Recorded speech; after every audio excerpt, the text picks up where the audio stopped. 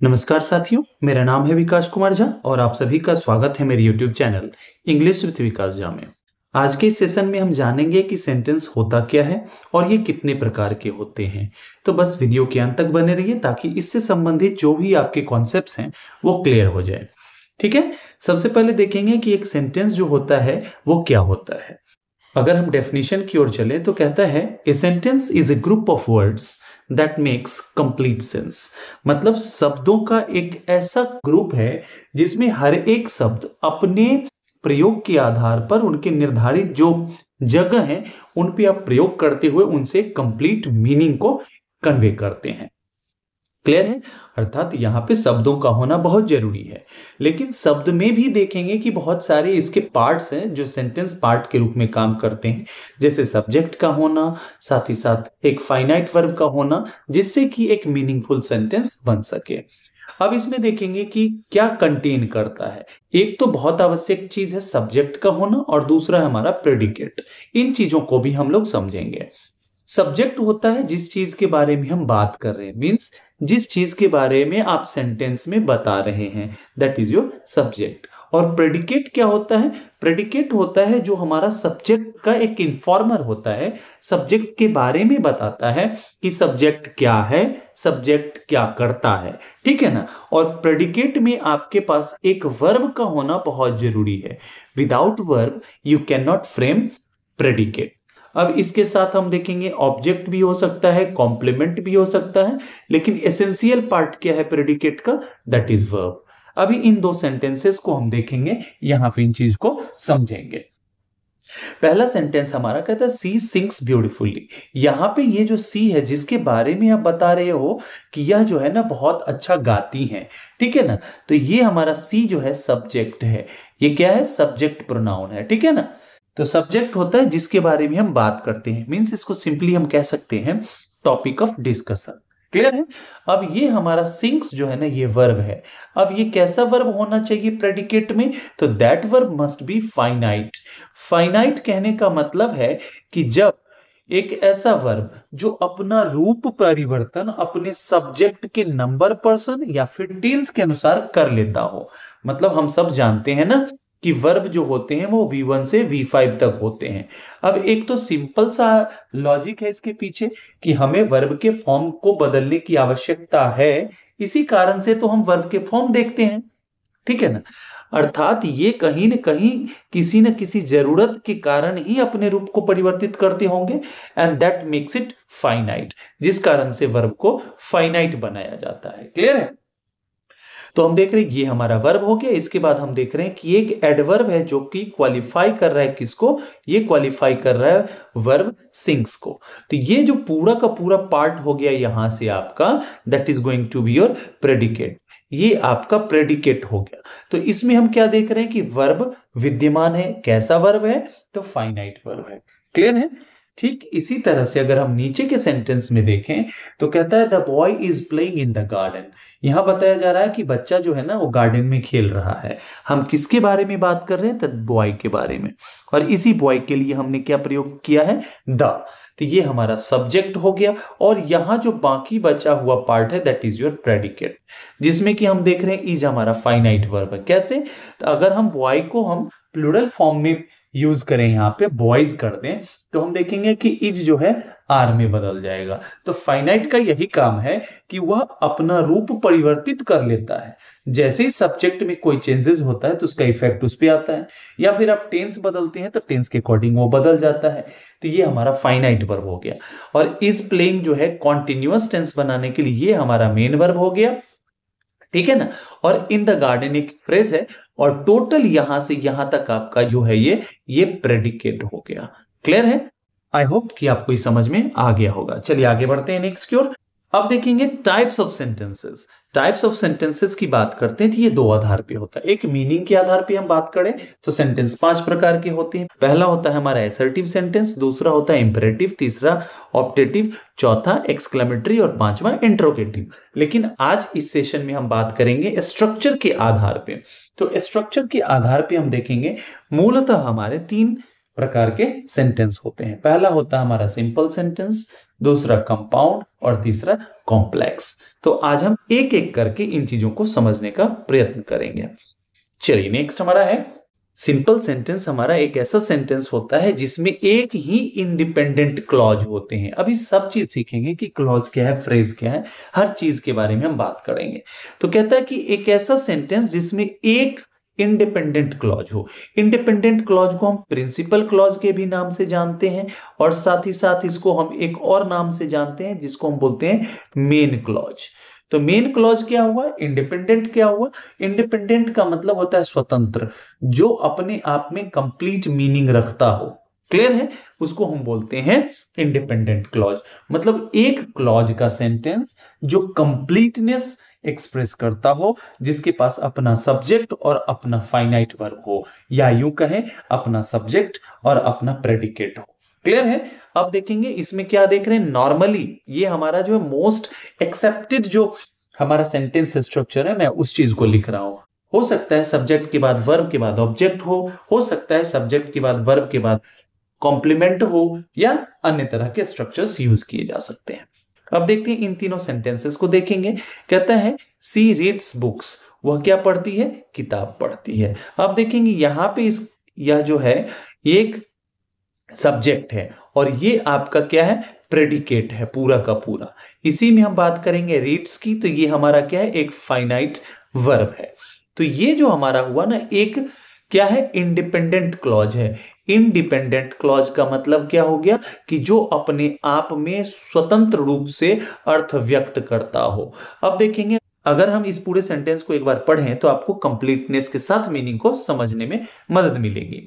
सी reads books, वह किताबें पढ़ती हैं, मतलब सो मेनी बुक्स। ठीक है ना? तो आपके मन में किसी भी प्रकार का कोई कंफ्यूजन नहीं हुआ। तो ये हमारा हो गया मेन क्लॉज, इंडिपेंडेंट क्लॉज या प्रिंसिपल क्लॉज। क्लियर है? तो ये एक ही क्लॉज का बना होता है। वहीं देखेंगे the sun rises in the east, ये हमारा सब्जेक्ट हो गया और ये हमारा प्रेडिकेट हो गया। क्लियर है? ये भी हम देख रहे हैं कि इंडिपेंडेंट क्लॉज है। क्यों?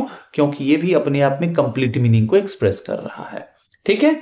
नेक्स्ट देखेंगे, कहता है आई हमारा यहां सब्जेक्ट हो गया, love teaching English, I love teaching English, मुझे पसंद है क्या? अंग्रेजी पढ़ाना। ठीक है ना? तो ये हमारा क्या हो गया? प्रेडिकेट हो गया। ये भी अपने आप में कंप्लीट मीनिंग दे रहा है। इसके पास भी सब्जेक्ट वर्ब का अपना कॉम्बिनेशन है, सब्जेक्ट है और इसके साथ अपना फाइनाइट वर्ब है। तो ये भी हमारा क्या हो गया? Independent clause. अब देख रहे हैं इंडिपेंडेंट क्लॉज होने के लिए क्या चाहिए? उसके पास एक सब्जेक्ट और एक फाइनाइट वर्ब। तो हम तीनों सेंटेंस में देख रहे हैं एक सब्जेक्ट है, ठीक है ना, और एक ही फाइनाइट वर्ब है। ठीक है ना? जिस कारण से हम इसे क्या कहेंगे? सिंपल सेंटेंस कहेंगे। तो सिंपल सेंटेंस के लिए क्या जरूरी है कि इसके पास अपना एक फाइनाइट वर्ब हो या एक प्रेडिकेट हो और एक ही सब्जेक्ट हो, तो वो क्या हो जाएगा? हमारा सिंपल सेंटेंस हो जाएगा। क्लियर है? चलिए नेक्स्ट की ओर बढ़ते हैं। नेक्स्ट हमारा है कंपाउंड सेंटेंस। कंपाउंड सेंटेंस में देखेंगे यहां पे मिनिमम आपके पास दो क्लॉजेज होते हैं और वो दोनों क्लॉजेस कैसे होते हैं? इंडिपेंडेंट होते हैं। मतलब दोनों का अपने आप में कंप्लीट मीनिंग होता है। एक को आप हटा भी दें तो दूसरा कंप्लीटनेस एक्सप्रेस करता है। क्लियर है? और यहां पे जिस कंजंक्शन का हम प्रयोग करते हैं वो होता है हमारा कोऑर्डिनेटिंग कंजंक्शन, जिसके लिए आप एक एक्रोनिम फैन बॉयज का प्रयोग कर सकते हैं। FANBOYS। एफ से फॉर, एंड, नॉर, बट, और, येट, सो। ये जो हमारे कंजंक्शंस होते हैं ये इक्वल रैंक के वर्ड्स या क्लॉजेस को जोड़ते हैं। यहां पे क्या होगा? दो या दो से अधिक इंडिपेंडेंट क्लॉजेस होंगे जिनको अगर आप स्वतंत्र रूप में प्रयुक्त करें तो क्या होगा? ये कंप्लीट मीनिंग कन्वे करेगा। अब इसका स्ट्रक्चर क्या होता है? एक मेन क्लॉज होगा, फिर एक कंजंक्शन का प्रयोग करेंगे और फिर मेन क्लॉज होगा। और ये कंजंक्शन कैसा होगा? तो हमारा होगा कोऑर्डिनेटिंग कंजंक्शन। ठीक है ना? कोऑर्डिनेटिंग। अब एक चीज ध्यान रखना है, को शब्द जहां भी आपको दिखे तो इक्वल रैंक की बात करता है। जैसे हम फाउंडर बोलते हैं, को फाउंडर, मतलब दोनों का अस्तित्व एक जैसा है। लेकिन वहीं पे हम जब सब का प्रयोग करते हैं तो सब जूनियर को एक्सप्रेस करता है। Inspector, sub inspector, division, sub division. ये ध्यान रखना है आपको। अगर ये छोटे छोटे जो पॉइंट्स इनको अगर आप समझ लेना तो बड़ी आसान है अंग्रेजी पढ़ना सीखना। कुछ क्वेश्चंस को देख लेते हैं। कहता है आई वर्कड हार्ड, अब देखेंगे आई हमारा सब्जेक्ट है और वर्कड हार्ड हमारा जो है एक प्रेडिकेट है, जिसमें वर्कड हमारा फाइनाइट वर्ब है। क्योंकि हमने पास्ट टेंस का यूज किया इसलिए हम देख रहे हैं V2 है। अगर हम प्रेजेंट का करते तो वर्क लिखते, ठीक है ना, ही लगा देते तो वर्क्स हो जाता। क्लियर है ना। बट आई फेल्ड, आई में देख रहे हैं फिर आई हमारा सब्जेक्ट है, फेल्ड हमारा एक प्रेडिकेट है जिसे हम क्या बोलेंगे, ये हमारा वर्ब है जो कि फाइनाइट वर्ब है। क्लियर है ना। अब देखेंगे इन दोनों को जोड़ा किस चीज से गया है, कोऑर्डिनेटिंग कंजंक्शन से। और हम सबको पता है कि कोऑर्डिनेटिंग कंजंक्शन इक्वल रैंक के फ्रेजेस को, क्लॉजेस को या वर्ड्स को जोड़ते हैं। अगर ये क्लॉज है हमारा, क्लॉज होने के लिए सब्जेक्ट और प्रेडिकेट का होना बहुत जरूरी है, ठीक है ना। और जैसे ये हमारा क्या है, क्लॉज हो गया एक, और जोड़ कौन रहा है तो देखेंगे फैन बॉयज वाला बट, तो ये हमारा ये भी प्रिंसिपल क्लॉज हो गया, ये भी प्रिंसिपल क्लॉज हो गया, अर्थात दोनों हमारे इंडिपेंडेंट क्लॉज हो गए। क्लियर है। तो यहां पे दो इंडिपेंडेंट क्लॉज जैसे ही आपको दिखा तो ये कैसा सेंटेंस हो गया, कंपाउंड सेंटेंस। क्लियर है। ठीक इसी तरह से देखेंगे ही सब्जेक्ट है, इज ऑनेस्ट आपका प्रेडिकेट है। इन दोनों को जोड़ कौन रहा है, ये जो कि आपका फैन बॉय, जो कि एक कोऑर्डिनेटिंग कंजंक्शन है, अर्थात ये भी हमारा इक्वल रैंक के क्लॉजेस को जोड़ रहा है, अर्थात दोनों हमारा क्या हो गया, मेन क्लॉज। और दोनों मेन क्लॉज मतलब कंपाउंड सेंटेंस। तो कंपाउंड सेंटेंस में मिनिमम दो आपके इंडिपेंडेंट क्लॉजेस होने चाहिए। आपकी मर्जी, 3 4 5 जितना जोड़ना है बनाते चलिए, कोई दिक्कत नहीं है। ठीक इसी तरह से देखेंगे तीसरा हमारा सी सब्जेक्ट है, केम, ये हमारा क्या है, फाइनाइट वर्ब हो जाएगा या जिसे आप प्रेडिकेट बोलें। और ये एंड हमारा कोऑर्डिनेटिंग कंजंक्शन हो गया। आई सब्जेक्ट, वेंट अवे आपका प्रेडिकेट हो गया, जिसमें वेंट आपका फाइनाइट वर्ब हो गया। और ये जो एंड जो है इन दोनों क्लॉजेस को जोड़ रहा है, जो कि ये दर्शा रहा है कि दोनों इक्वल रैंक के क्लॉजेस हैं, अर्थात ये भी क्या हो गया हमारा, कंपाउंड सेंटेंस हो गया। इसका ट्रिक क्या है, two main ideas join by FANBOYS. आप देखेंगे कि दो मेन आइडियाज को आप किन के द्वारा जोड़ते हो, फैन बॉयज, मतलब आप कोऑर्डिनेटिंग कंजंक्शन के थ्रू जोड़ते हैं। अब याद रखना है कि कोऑर्डिनेटिंग कंजंक्शन का प्रयोग आप दो डिपेंडेंट क्लॉजेस को भी जोड़ने के लिए करते हैं, लेकिन यहां देखिए मेन आइडियाज बता रहा, मतलब इंडिपेंडेंट आइडियाज की बात की जा रही है, यह ध्यान रखना है। जब हम क्लॉज की शुरुआत करेंगे तो वहां हम इन चीजों की चर्चा करेंगे। क्लियर है। चलिए नेक्स्ट की ओर बढ़ते हैं। नेक्स्ट हमारा है क्या, कॉम्प्लेक्स सेंटेंस। तो कॉम्प्लेक्स सेंटेंस का मतलब क्या है कि यहाँ पे कॉम्प्लेक्स का मतलब क्या है, जो सरल नहीं है, जिसमें बहुत सारी चीजें मिक्स्ड हैं, मतलब एक जैसी स्थिति नहीं है। इसमें देखेंगे कि प्रिंसिपल क्लॉज की संख्या एक ही होती है, ठीक है, और जो हमारा सबऑर्डिनेट क्लॉज है या जिसे हम डिपेंडेंट क्लॉज बोलते हैं, वह मिनिमम एक होगा, मतलब एक से अधिक भी होगा। क्लियर है। अब इस चीज को समझते हैं। सबऑर्डिनेटिंग कंजंक्शंस का हम यहां प्रयोग करते हैं जो डिफरेंट लेवल के जो क्लॉजेस हैं उनको जोड़ने के लिए, मतलब एक प्रिंसिपल क्लॉज और दूसरा डिपेंडेंट क्लॉज, ठीक है ना, या सबऑर्डिनेट क्लॉज, ये दोनों एक रैंक के नहीं है, जिस कारण से हम क्या करेंगे, एक ऐसे कंजंक्शन का प्रयोग करेंगे जो दो डिफरेंट लेवल के क्लॉजेस को जोड़ते हैं। और यह काम कौन करता है, सबऑर्डिनेटिंग कंजंक्शन। इसमें हम ये कुछ हैं, बिकॉज है, ऑल्दो है, व्हेन है, इफ है, दैट है, हु है, व्हिच है, हुज है, हुम है, सो एंड सो फोर्थ है, ठीक है ना। उनकी हम चर्चा करेंगे कंजंक्शन में, टेंशन नहीं लेना है।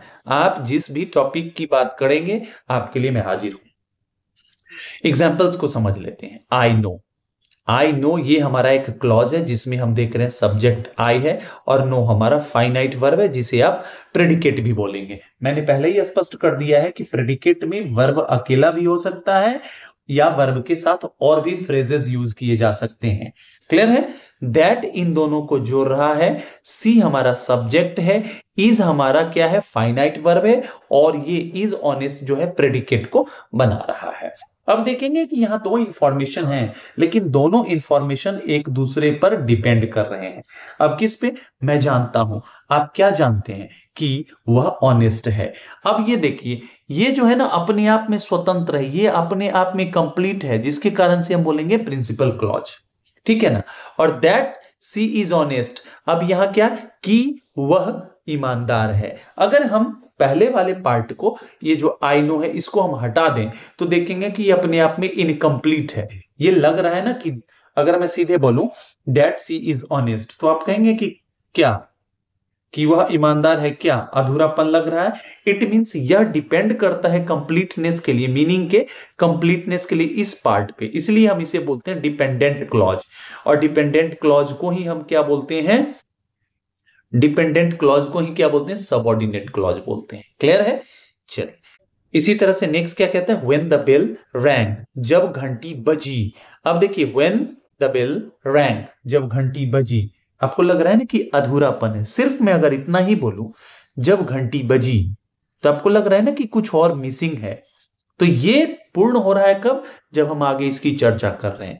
The students left the class, जैसे घंटी बजी सारे बच्चे क्या हो गए, क्लास छोड़ करके निकल गए, मतलब छुट्टी हो गई। अब इस बात की स्पष्टता यहां आके मिल रही है आपको, अर्थात ये जो है ना अपने आप में इंडिपेंडेंट है, ठीक है ना। लेकिन पहला वाला जो क्लॉज है हमारा, यह निर्भर कर रहा है इस क्लॉज पे अपने अर्थ के पूर्ति के लिए, अर्थात ये हमारा क्या हो गया, डिपेंडेंट हो गया, जिसे हम क्या बोलते हैं, सबऑर्डिनेट क्लॉज बोलते हैं। क्लियर है? और इन दोनों को जोड़ने के लिए कौन आ रहा है, व्हेन। व्हेन हमारा क्या काम कर रहा है, एक सबऑर्डिनेटिंग कंजंक्शन का काम कर रहा है। क्लियर है? देखेंगे सी क्राइड, वह चिल्लाई। क्यों चिल्लाई, तो इसका कारण बताया गया कि चिल्लाने का कारण because she lost her book. अब देखेंगे यहां जो हमारा ये प्रिंसिपल क्लॉज है, क्योंकि अगर मैं सीधे बोलूं कि आई क्राइड, मैं चिल्लाया, तो कोई दिक्कत नहीं है। लेकिन मैं अगर इतना बोलूं because she lost her book, क्योंकि वह अपना बुक खो दी। अब लग रहा है ना कि क्या क्या हुआ, अगर उसने अपना किताब खो दिया तो क्या हुआ, तो आप कहोगे कि उसने चिल्लाया। अब यह निर्भर कर रहा है किस पर, सी क्राइड पर, अपने अर्थ के पूर्णता के लिए, अर्थात ये हो गया हमारा डिपेंडेंट क्लॉज, जिसे हम क्या बोलते हैं, सबऑर्डिनेट क्लॉज बोलते हैं। क्लियर है? तो हमने क्या देखा कॉम्प्लेक्स सेंटेंस में, कि एक ही आपके पास मेन क्लॉज होता है, प्रिंसिपल क्लॉज होता है, इंडिपेंडेंट क्लॉज होता है, और कम से कम एक आपके पास सबऑर्डिनेट क्लॉज होता है। इस चीज के लिए मैं एक और सेंटेंस लेता हूं, देखिए, I know where he lives and what he does। इस सेंटेंस को अगर हम देखें तो आई नो आपका प्रिंसिपल क्लॉज हो गया, और वेयर ही लिव्स ये आपका सबऑर्डिनेट क्लॉज हो गया, व्हाट ही डज ये आपका सबऑर्डिनेट क्लॉज हो गया। मैंने आपको पीछे बताया था ना कि कोऑर्डिनेटिंग कंजंक्शंस जो होते हैं, फैन बॉयज में एंड आता था ना, ये जो होता है ना, ये इक्वल रैंक के क्लॉज को जोड़ता है। यहाँ पे सबऑर्डिनेट सबऑर्डिनेट इक्वल है, इसलिए यहाँ पे एंड का प्रयोग किया गया। क्लियर है? और ये प्रिंसिपल है, अर्थात यहाँ क्या सिद्ध हो रहा है कि ये मिनिमम एक तो रहेगा इसमें सबऑर्डिनेट क्लॉज, अधिकांश में आप और भी ज्यादा यूज कर सकते हैं। क्लियर है? चलिए, इसका ट्रिक भी हम समझ लेते हैं। कहता है कि इसमें एक मेन आइडिया होता है जो सबको वाइंड अप करता है, एक साथ कनेक्टेड रखता है, और वन डिपेंडेंट क्लॉज होता है मिनिमम। ये ध्यान रखना है, मिनिमम, ये चीज आपको ध्यान रखना है, अर्थात ये क्या बनाता है, कॉम्प्लेक्स सेंटेंस। क्लियर है? आई होप कि आपको ये बहुत ही अच्छे से समझ में आ गई होगी बातें। चलिए कुछ प्रैक्टिस क्वेश्चंस कर लेते हैं। ये आपके लिए टारगेट है कि एक एक का क्वेश्चन का आप कमेंट में जरूर बताइएगा। नेक्स्ट सेशन में हम इसके बारे में बात करेंगे, एक एक को हम लोग करेंगे, या फिर इसका सॉल्यूशन मैं टेलीग्राम चैनल पे करा दूंगा। मेरा टेलीग्राम चैनल है इंग्लिश विद विकास झा, जिसका मैं लिंक शेयर कर दूंगा यहाँ पे इसी में डिस्क्रिप्शन बॉक्स में, ताकि आपको मैक्सिमम बेनिफिट मिल सके। इसमें क्या करना है, आपको आइडेंटिफाई करना है टाइप ऑफ सेंटेंस की, और जैसे ही मैंने बताया अगर एक बार नहीं समझ में आया तो एक बार और देख लीजिए, ताकि आपको क्लैरिटी मिल जाए। और वही तो उद्देश्य है, क्लैरिटी एक बार मिल गया बात खत्म, सारी चीजें आसान हो जाएंगी। आप एक बार देखेंगे और आपको समझ में आ जाएगा कि ये किस टाइप का सेंटेंस है। और इस तरह के बेसिक क्वेश्चंस हर तरह के एग्जाम्स में पूछे जाते हैं, चाहे वो टीचिंग एग्जाम हो, एसएससी एग्जाम हो, या बैंकिंग का एग्जाम हो, हर तरह के एग्जाम में पूछ लिए जाते हैं। सबसे बड़ी बात है कि अगर ये चीजें आपको एक बार में समझ नहीं आती हैं तो प्रैक्टिस ही आपको बचा सकता है। और दूसरी बात, आप रीडिंग कॉम्प्रिहेंशन के क्वेश्चन करें या किसी भी टाइप के क्वेश्चन करें, ये आपको आना ही चाहिए, इसके बिना कुछ उपाय ही नहीं है। चलिए, आई होप कि आप इसको बहुत ही अच्छे से कर लेंगे। कमेंट में जरूर बताइएगा अगर कोई समस्या हो तो, ताकि मैं इसका फिर सॉल्यूशन करा सकूं। चलिए, till the time we meet next, happy learning and keep it. Thank you so much.